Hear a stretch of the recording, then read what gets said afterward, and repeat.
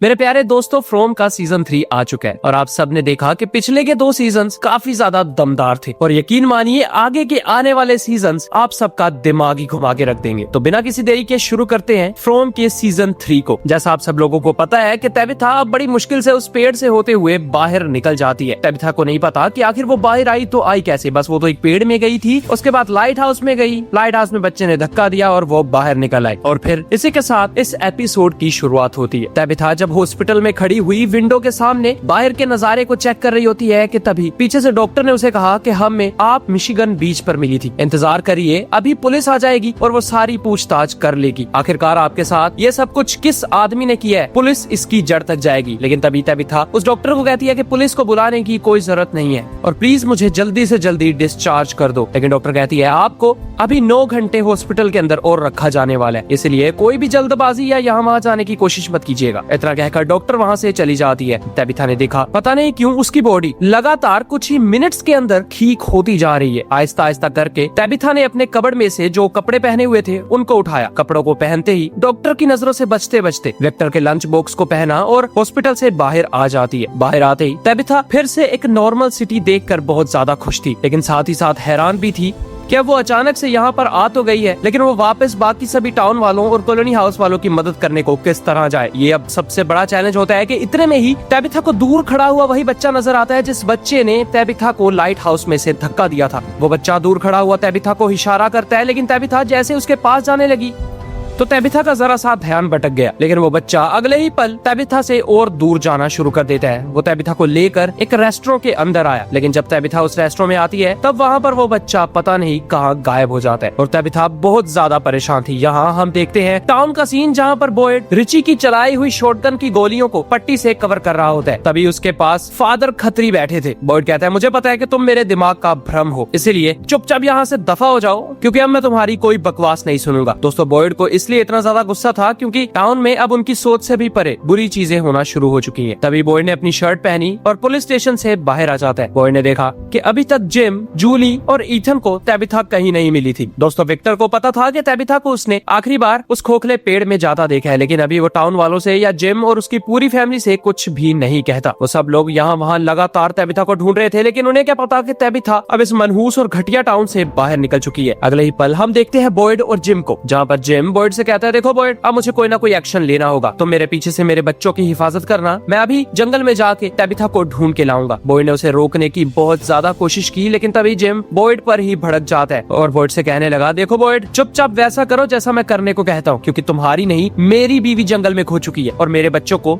उनकी माँ की जरूरत है। इतने में वहाँ पर कैनी आया जो दोनों की बातचीत सुन रहा था। यहाँ सीन शिफ्ट होता है और हम देखते हैं फातिमा को, जिसे अब लगातार उल्टियां ही हुए जा रही थी। वो दिन में 15-15 बार तो कभी कभी 25-25 बार भी उल्टियां करने वॉशरूम जाती। दोस्तों ऐसा क्यों हो रहा है इसके बारे में हमें आगे चल के पता चल जाएगा। फिर तभी वहाँ पर एलिस आया जो फातिमा को कहता है देखो फातिमा, मुझे नहीं लगता कि तुम्हारी तबीयत बिल्कुल ठीक है, इसलिए तुम रेस्ट करो और प्लीज कुछ भी उल्टा सीधा मत करना। यहाँ सीन फिर से शिफ्ट होता है जिम, कैनी और बॉयड पर, जो तीनों एक जगह खड़े हुए ये डिस्कस कर रहे होते हैं कि जिम को तबिथा को ढूंढने जंगल में जाना चाहिए या नहीं। इतने में ही कैनी उन दोनों से कहता है मैं भी जिम के साथ तबिथा को ढूंढने जाऊंगा। ये सुनते ही बॉयड ने तुरंत ही कैनी को अपने साथ बाहर चलने का कहा। बॉयड कहता है कैनी, एक तो ये टाउन हम सबको पागल कर रहा है और ऊपर से तुम सब लोग खर दिमाग हो, तुम बेवकूफों को इतनी सी भी अकल नहीं है कि इस टाउन में किस तरह सरवाइव करना है। मगर कैनी अपने जवाब में कहने लगा देखो तुम मुझे मेरे ही लिए गए फैसले को बदलने का नहीं कह सकते, इसलिए प्लीज बॉयड, ये मेरी शराफत है कि मैं तुमसे एक मर्तबा बात कर रहा हूँ, वो भी प्यार से, क्योंकि तुमने तो सहरा को पकड़कर बेसमेंट के अंदर बंद करने से पहले मुझसे एक बार भी नहीं पूछा और हमने जब तुम्हें अपना फैसला बदलने का कहा तो तुमने सहरा को सभी के साथ इस तरह रख दिया जैसे सहरा बिल्कुल ही शरीफ और मासूम लड़की हो। उन दोनों की बातचीत चल ही रही थी कि तभी बार में से खिड़की टूटने की आवाज आती है। कैनी और बॉयड अपनी अपनी गन्स को लेकर जैसे ही बार के अंदर आए तो उन्होंने देखा कि जेड अब तकरीबन पागल हो चुका है। जेड ने अजीब तरह से रस्सियों को बांध रखा था और जब बॉयड और कैनी ने उसे ऐसा करने की वजह पूछी तो जेड उनको कहता है भाड़ में जाओ तुम दोनों, मुझे मेरी जिंदगी एंजॉय करने दो। बॉयड और कैनी जेड की ये हालत देखकर बहुत ज्यादा हैरान थे। जेड कहता है साला, इस घटिया सी जगह में आने से पहले मैं हर रोज एक नई लड़की के साथ एंजॉय करता था, जितने चाहो उतने पैसे उड़ाता था, लेकिन इतना ज्यादा दिमाग आज तक नहीं लगाया मैंने जितना पिछले कुछ महीनों से यहाँ से बाहर निकलने के लिए दिमाग लड़ा दिया। लेकिन तभी बॉयड और कैनी जेड को सहारा देके कहते हैं, प्लीज हम और किसी को नहीं खोना चाहते, इसलिए अपने लिए न सही हमारे लिए ही अपनी हिफाजत करो। यहाँ हम देखते हैं तबिथा को जो इधर उधर भटक रही थी इस उम्मीद में कि कोई तो ऐसा होगा जो उसकी मदद करेगा। तबिथा का बिल्कुल भी दिल नहीं था कि वो अपने घर जाए, इसीलिए तबिथा ने वहाँ पर खड़ी दो लड़कियों से कॉल करने के लिए फोन मांगा। लेकिन वो लड़कियाँ तबिथा को भिखारी या कोई नशेड़ी समझती हैं। उन्होंने तबिथा को फोन देने से मना कर दिया, जिस वजह से तबिथा बहुत दुखी होकर वहाँ से दूर चली जाती है। फिर सीन शिफ्ट हुआ और हम देखते हैं कैनी को जो अपनी माँ के पास आया, जिसके पीछे पीछे क्रिस्टी भी थी। कैनी की मॉम कैनी को काफी ज्यादा खाना देती है, जिसे देखकर कैनी ने तुरंत ही अपनी मॉम को कहा, अगर आप मुझे ये सब कुछ दे देंगी, वैसे असलियत में तो वो खाना बहुत ही थोड़ा था, लेकिन फिर भी कैनी ने कहा अगर आप मुझे ये सब कुछ दे दोगी तो फिर बताओ आप क्या खाओगी। जिस पर कैनी की मॉम ने कहा चलो कोई नहीं, हम पहले ही काफी भूख प्यास काट चुके हैं, अब भी ऐसा ही कर लेंगे। और इतने में कैनी बेचारा बहुत ज्यादा दुखी हो जाता है। दोस्तों टाउन वालों के पास अब खाना ना होने के बराबर था। टाउन वाले सिर्फ और सिर्फ 3 दिन या ज्यादा से ज्यादा 5 दिन खाने को आपस में डिवाइड करके खा सकते थे, उससे ज्यादा खाना उनके पास मौजूद नहीं होता। उन्होंने फसल बीजी है लेकिन फसल बोए हुए अभी सिर्फ 1 महीना हुआ था। उनको नहीं पता कि अब वो आगे के 2 महीने किस तरह गुजारेंगे। इसी के साथ सीन शिफ्ट हुआ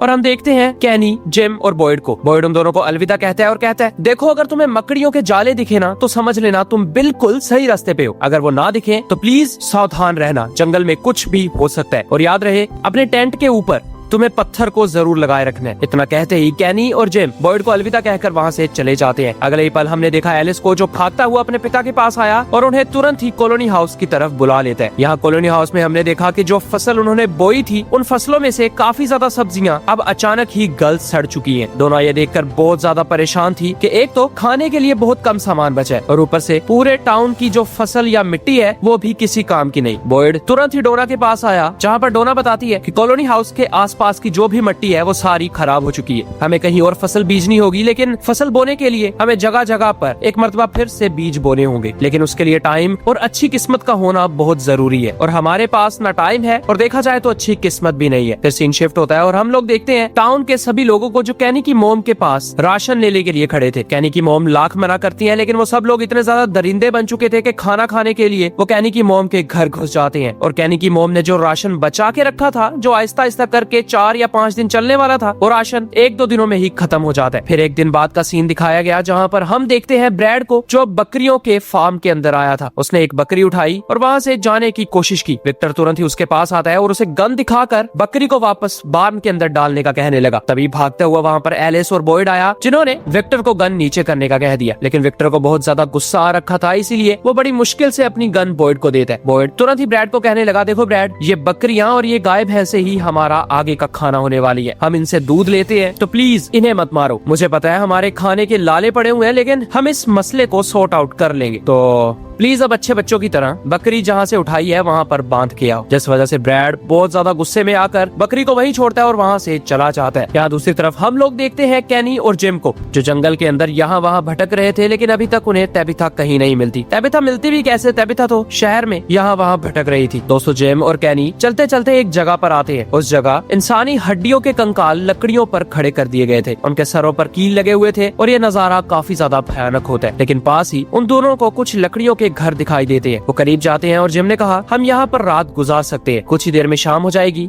और फिर आज रात यहीं पर गुजार के हम सुबह तबिथा की तलाश जारी करेंगे। दोस्तों यहाँ हम देखते हैं तबिथा को, जो अब चर्च के फादर से मिलने आई थी। तबिथा ने पूरी की पूरी सिचुएशन उस फादर को बताई, लेकिन वो फादर तो उल्टा तबिथा को ही दिमाग से पैदल समझने लगा। तबिथा ने फादर को लाख मना करने की कोशिश की कि मैं झूठ नहीं बोल रही, लेकिन फादर तबिथा को वहाँ से जाने का कह देते हैं। इसलिए तबिथा ने काफी दुखी हालत में विक्टर के दिए गए लंच बॉक्स को खोला। उसने जैसे ही लंच बॉक्स ओपन किया तो वहाँ पर विक्टर के घर का पता होता है, जिसे देखकर तबिथा बहुत शौक हो जाती है। तबिथा तुरंत ही विक्टर के घर की ओर निकल गई। यहाँ सीन चेंज होता है और हम लोग देखते हैं बॉयड, डोना और कैरी की माँ को, जिनमें अब यही बहस चल रही थी कि हमें अब ना चाहते हुए भी अपनी गाय भैंसे और बकरियों को काटना होगा, वरना हम सब लोग भूख की वजह से मारे जाएंगे। दोस्तों बॉयड इस बात पर बिल्कुल भी राजी नहीं होता, लेकिन डोना कहती है, अरे कमबख्त, सारा साल सब्जियां और फसल मैं उगाती हूँ, तुम्हें तो ये भी नहीं पता कि कौन सा बीज किसका है, इसलिए इसलिए मुझे पूरा यकीन है कि हमें 2 महीनों तक कोई भी सब्जी नहीं मिलने वाली, इसलिए हमें 2 महीने गोश्त पर ही जिंदा रहना होगा। जिस पर बॉयड ना चाहते हुए भी डोना की बात पर राजी हो गया। दोस्तों यहाँ हमने देखा तबिथा को, जो अब आखिरकार विक्टर के घर पहुंच चुकी थी, लेकिन वो देखती है कि घर में कोई भी नहीं होता। मगर खुशकिस्मती से अगले ही पल तबिथा के पीछे एक कार आके रुकती है। उस कार में और कोई नहीं बल्कि विक्टर के ही पिता मौजूद थे। विक्टर के पिता तबिथा का हुलिया देखकर उसे एक भिखारी समझते हैं। विक्टर के पिता ने कहा, देखो मैंने तुमसे पहले भी कहा है यहाँ से चली जाओ, मेरे पास कुछ भी नहीं है तुम्हें देने को। लेकिन तभी तबिथा विक्टर का नाम लेती है और कहती है, आप विक्टर को जानते हो? जिसे सुनते ही विक्टर का पिता हक्का बक्का रह जाता है। विक्टर के पिता ने तबिथा को कहा, मुझे लगता है तुमसे कोई गलतफहमी हुई है। विक्टर आज से 20 साल पहले कहीं गायब हो गया था। जिस पर तबिथा बहुत ज्यादा शॉक्ड हो गई और अगले ही पल विक्टर के पिता की नजर विक्टर के लंच बॉक्स पर जाती है और इसी के साथ वो सीन कट हो गया। यहाँ हम देखते हैं कैनी और जिम को, जो लकड़ी के उसी झोपड़े के अंदर रात गुजार रहे थे, लेकिन उन्हें बाहर किसी के होने की आवाज आती है। वो कोई और नहीं बल्कि मॉन्स्टर्स ही थे। कैनी ने अपनी गन निकालकर जिम को चुप रहने का कहा। कुछ देर चुप रहने के बाद उन्होंने देखा कि मॉन्स्टर्स वहाँ से चले जाते हैं। लेकिन दोस्तों अब जो होने वाला था वो काफी भयानक था। यहाँ रात को हम देखते हैं टाउन का सीन, जहाँ पर मॉन्स्टर्स बकरियों के फार्म का हर एक गेट ओपन कर देते हैं। वो ऐसा क्यों कर रहे हैं इसके बारे में अभी पता चल जाएगा। यहाँ पुलिस स्टेशन के अंदर हमने देखा बॉयड को, जो जेड के साथ खड़ा बातचीत कर रहा था। बातचीत के दौरान ही उन्हें बाहर से कुछ आवाज आई, तो आवाज का पीछा करते हुए बॉयड बाहर देखते हैं। बॉयड बाहर देखते ही हक्का बक्का रह गया कि सभी की सभी गायें अब बाहर खुली सड़कों पर घूम रही थी। बॉयड तुरंत ही जेड को कहता है, तुम अंदर रहो, मैं अभी आता हूँ। इतना कहते ही बॉयड फौरन ही पुलिस स्टेशन से बाहर आ जाता है। उसके पीछे पीछे जेड भी आया, लेकिन हमने देखा कि वहाँ पर अब सभी बकरियां यहाँ वहाँ खुली घूम रही है। काफी ज्यादा शोर होने की वजह से विक्टर और कैनी की मोम वो भी जेड और बॉयड की मदद करने के लिए बाहर चले जाते हैं। उन्होंने कहा, जूली तुम अपने भाई का ख्याल रखना और बाहर का डोर अच्छी तरह बंद कर लेना। वो बाहर आते हैं और चारों के चारों अब आहिस्ता आहिस्ता करके सभी जानवरों को इकट्ठा करके बान की तरफ ले जाने लगे। यहाँ हम देखते हैं बस का सीन, जहाँ पर ब्रैड ये सब कुछ बस में बैठा देख रहा था। ब्रैड ने तुरंत ही बस की हेडलाइट ऑन करके हॉर्न बजाने की कोशिश की, ताकि उन सबको पता चल जाए कि मॉन्स्टर्स अब उन्हें चारों तरफ से घेर रहे हैं। ये देखकर बॉयड और बाकी के तीनों बहुत ज्यादा डर गए। यहाँ ईथन देखता है कि एक बकरी अब अकेली ही घूम रही है, जिस वजह से जूली के लाख मना करने के बावजूद भी उसने बाहर का डोर ओपन कर दिया। वो जैसे ही डोर ओपन करता है तो बाहर एक मॉन्स्टर उसी का शिकार करने को खड़ी थी। जूली ने दरवाजा बंद करने की कोशिश की, लेकिन वो मॉन्स्टर बहुत ज्यादा ताकतवर होती है। वो दोनों पीछे के दरवाजे से घर से बाहर तो निकल जाते हैं, लेकिन वो मॉन्स्टर अब भी उनका पीछा करती है। बाहर निकलते ही सारा ने उन दोनों को झाड़ियों के अंदर छुपने का कहा और मॉन्स्टर जैसे ही बाहर आई तो वो अजीब तरह से काफी भयानक आवाजें निकालना शुरू कर देती है। यहाँ हम देखते हैं जेड को, जिसकी गाय अब आगे जाने से इनकार कर रही थी, लेकिन तभी उसके पास मॉन्स्टर आया, जिसने एक ही सेकंड में उस गाय के गले पर वार किया, जिससे वो बेचारी गाय तड़प तड़प कर मारी जाती है। जेड तुरंत ही वहाँ से भागा, लेकिन वो मॉन्स्टर काफी खौफनाक तरह से चिल्लाना शुरू कर देता है। यहाँ हम देखते हैं जूली, सैरा और ईथन को, जो मौका देखकर झाड़ियों से बाहर आए, जहाँ पर बस में बैठा हुआ ब्रैड उन्हें अंदर आने का कहता है। तीनों बस के अंदर आ जाते हैं और ब्रैड ने बस का डोर बंद कर दिया। यहाँ दूसरी तरफ हमने देखा बॉयड और उसकी गाय को, जहाँ पर वो गाय भी एक जगह पर फ्रीज होके खड़ी थी। लेकिन यहाँ दूसरी तरफ जेड और विक्टर ने बची हुई सभी बकरियों को एक एक करके बार के अंदर जमा कर दिया। यहाँ हम देखते हैं बॉयड और कैनी की मोम को, जो आहिस्ता आहिस्ता करके गाय को फार्म के अंदर ले जाती है। उन्होंने वक्त रहते हुए बांध का दरवाजा बंद कर दिया। उन्होंने गाय को बांधा, लेकिन अगले ही पल हमने देखा कि कुछ मॉन्स्टर्स पहले से ही उस बांध के अंदर मौजूद थे, जो तुरंत ही बॉयड और कैनी की मोम को पकड़ लेते हैं। उन्होंने बॉयड पर वार किया, लेकिन उन मॉन्स्टर्स का इरादा कुछ और था। बॉयड के पास मिली हुई हथकड़ी से उन्होंने बॉयड के हाथ को एक लकड़ी के पिलर के साथ बांध दिया और बॉयड की नजरों के सामने कैनी की मोम को नोच नोच कर खाने लगती है। बॉयड रो रो के उन सभी मॉन्स्टर से इल्तिजा करता है कि प्लीज कैनी की माँ को जाने दो, लेकिन वो मॉन्स्टर्स इतने ज्यादा बेरहम थे कि उन्होंने बॉयड की एक भी सुने बिना ही कैनी की माँ के टुकड़े टुकड़े कर दिए। और इसी के साथ ये एपिसोड यहीं खत्म हो जाता है। गाइस, ये सीजन मेरी और आपकी सोच से भी काफी ज्यादा परे है। ये बहुत ही तगड़ा सीजन और तगड़े एपिसोड्स के साथ हम सबको एंटरटेन करेगा। दोस्तों, यहाँ पर कैनी की माँ को मॉन्स्टर से मार डाला, लेकिन हमें नहीं पता कि बॉयड के साथ यहाँ पर क्या होने वाला है। कुछ लोग बार बार ये कह रहे हैं कि काफी ज्यादा पार्ट्स को एक ही साथ एक्सप्लेन कर दिया करो, लेकिन दोस्तों मेरा यकीन मानिए, ये कैरेक्टर्स और ये पूरा शो काफी ज्यादा ग्रेट है। हर एक कैरेक्टर की अपनी एक स्टोरी है, हर एक कैरेक्टर अपने कुछ इमोशंस में से गुजरता है। कोई भी साइड कैरेक्टर नहीं है, सभी के सभी मेन कैरेक्टर्स है। दोस्तों, अगले एपिसोड में जो होगा वो इससे भी ज्यादा भयानक होने वाला है, तो प्लीज जरा सा धीरज रखिए। थैंक्स फॉर योर टाइम दोस्तों।